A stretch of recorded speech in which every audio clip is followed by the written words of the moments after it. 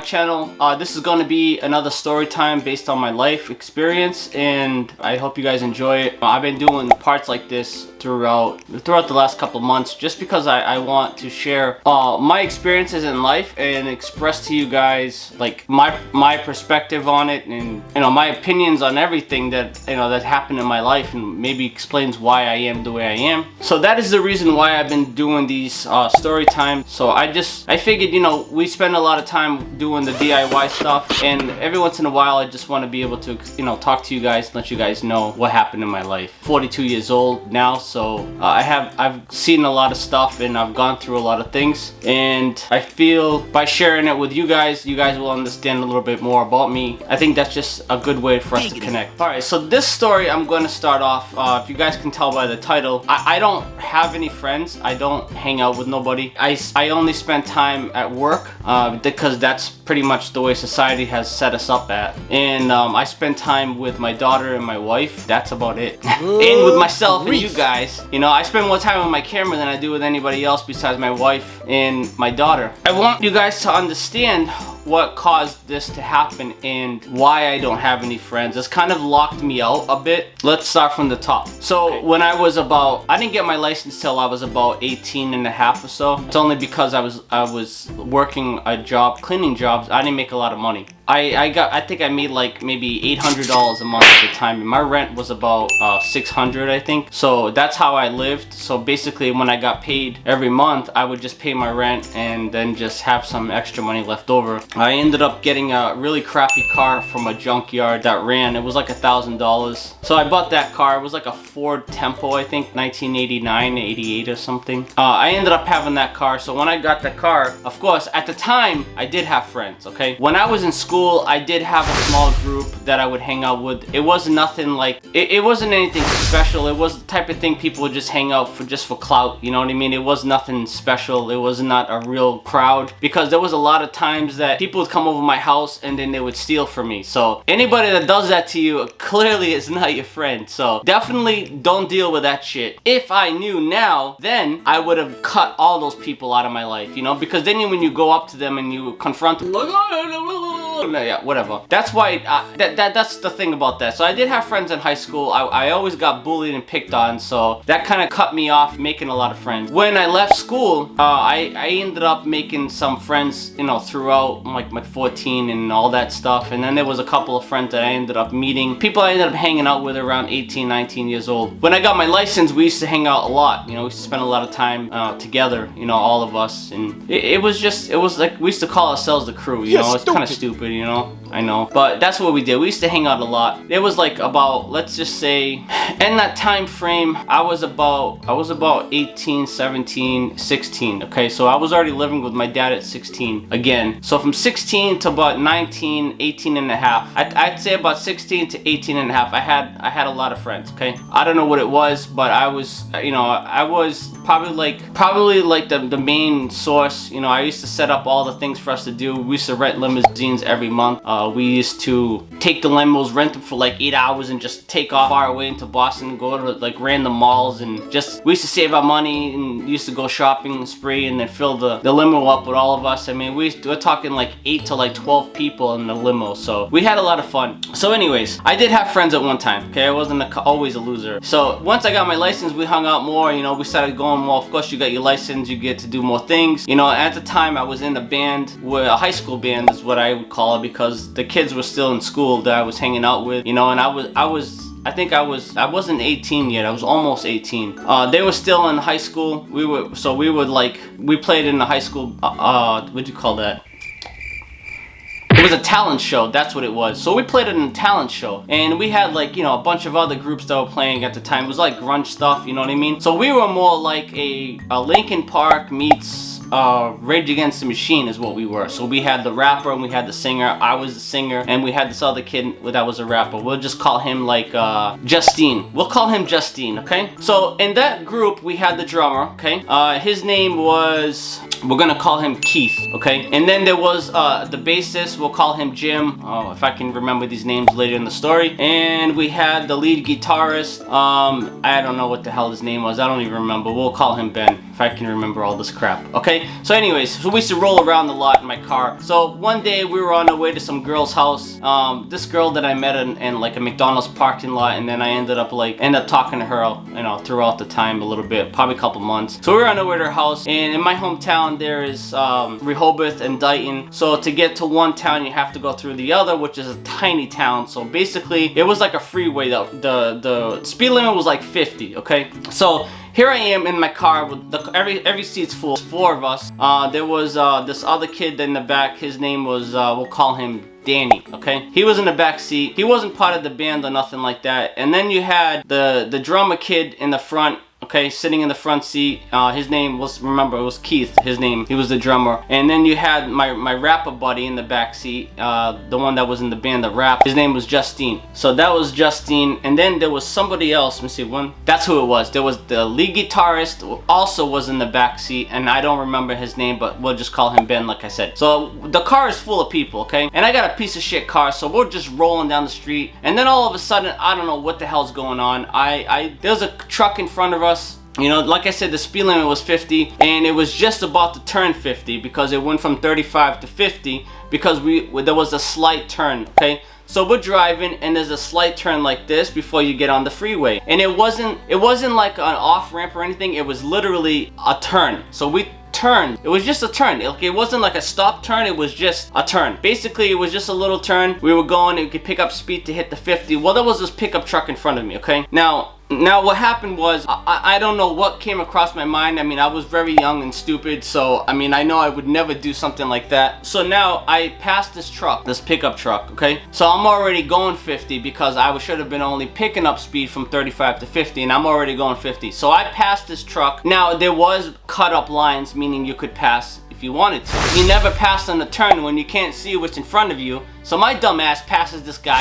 I lose control of my car, and I'm already going 50, 55, okay? The guy's not even going 50 yet. I just pass him to go around him, okay? Another car is coming directly towards me, okay? So my dumb ass swivels, right? And I already don't have good tires in the car to begin with. So I swerve off to one side. The car starts, you know, swashing back and forth and everything. So I lose control of the car, right? The car starts going all around. So I turn the wheel, and I ended up going like the other direction. So basically, we drive on the right side, and I turned the wheel to the left because I was about to go into the woods. So my car literally loses control, flips in the air, and lands on the side. So now the passenger side, okay, is on the ground. The car is way up in the air. I got a blown tire because my tires weren't that great. My car slides probably about 15 feet into the woods, okay, and we land there. I was like holding on to that steering wheel for dear life, okay? So I knew some shit was coming down. So I'm holding on to the steering wheel, and I just grip onto that shit, and I hit my head on the wheel, okay? So now I just like, I don't know if I passed out, I don't know. I don't remember if I did. So I literally, I'm still gripping onto the freaking steering wheel, okay? And then all of a sudden I look around, we're upside down, okay? My arm feels like stuck, all right? So I didn't know what it was. I thought maybe it was just like from grabbing so hard. I look around me, everybody's like messed up. Now the kid in the back seat, this kid, the other kid that wasn't in the band, remember his name is Dan, he's in the back and he's like, oh man, right? So I'm getting out of the car. I step out of the window. I put my foot on top of the shifter. So I put my foot on top and I get out of the car and I climb out, and then I go to the back of the car and I'm trying to pull my friends out because the back window is already smashed from the way the car landed probably. So I'm trying to pull the kids out from the back seat. So as I'm pulling them out, I'm pulling one at a time, okay? One kid, the kid in the front seat, he's passed out. He's not even awake. The other kid in the back seat, the lead guitarist, passed out. My other friend Justine, he's in the back. I'm trying to pull him out, and I pulled out the other guy, Dan. I already pulled him out. Everybody's in pain. They're talking about the chest, the ribs, and everything. Wear a seatbelt. I always told these idiots, wear your seatbelt. So the idiot in the front seat didn't have his seatbelt on. 2 of the kids in the back seat didn't have the seatbelts on. The only smart one was the lead guitarist that was passed out. I got a broken arm, you know. I got this like massive scar right here. It goes all the way up. So I broke my arm. I had the bone sticking out. So what happened was, was they ended up doing surgery on me, and they ended up putting a metal plate in my arm, like 6 screws. The kid in the front seat, he was in a coma for about 2 months. So he ended up getting moved to a special hospital where they could take care of him because he had to have brain surgery.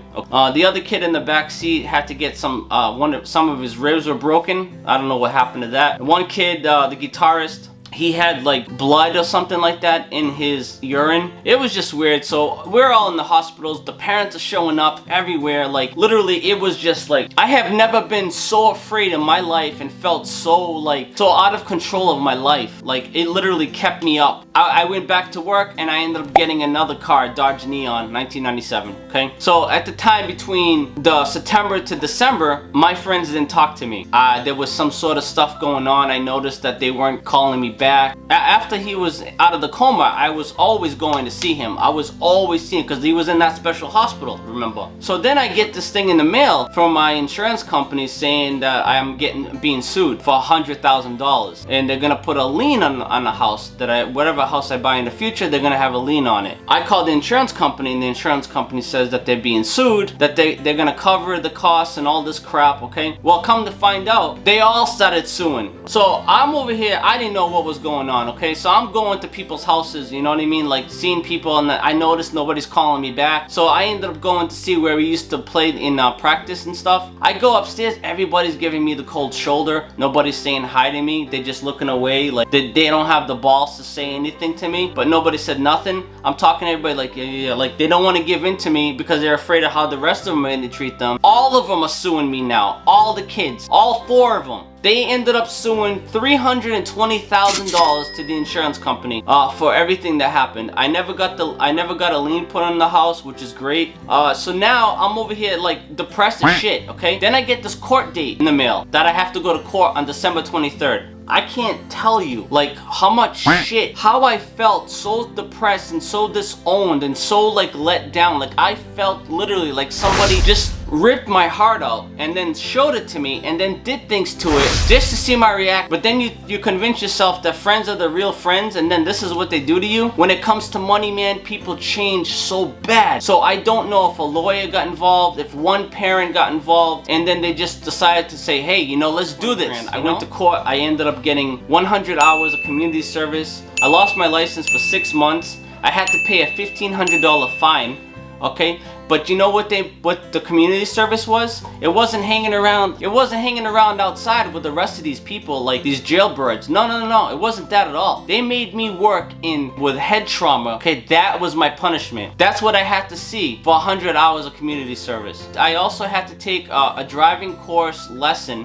It was one of those things you had to take. It was like a month-long thing. It was once a week, I think. And then in the end, I was the one that had no friends. And yeah, it was my mistake. I made a mistake taking that turn. I shouldn't have done it, but I didn't know any better. I'm a stupid kid, and ever since that accident happened, it has pushed me away from trusting people, because these are kids that I grew up with for 2 or 3 years of my life before something like this happened. I've never truly made a friend since that time happened. After that happened to me, I kind of like, it changed my perspective on life. It made me not trust people. I couldn't open myself up because I was afraid that was gonna happen again. I mean, they literally treated me like a criminal, like I was wasted, man. Like I was drunk under like some serious crack or something. That accident literally changed my life. And I try not to make too many friends or open up much with people I don't really know. I figured I'd show you guys that, and then another story to add to my weirdness.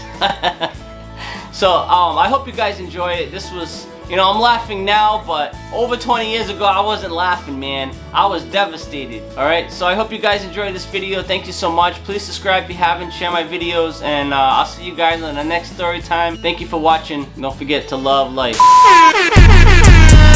I am a prodigy, I am a leader, they follow me. If I don't like them, they lie on me. Pull out the chopper, let that shit bang. If you don't like it, then you cannot hang. Bitch, I'm a saint, I am not blowing the dang. We're filling up cups and we sipping that dang.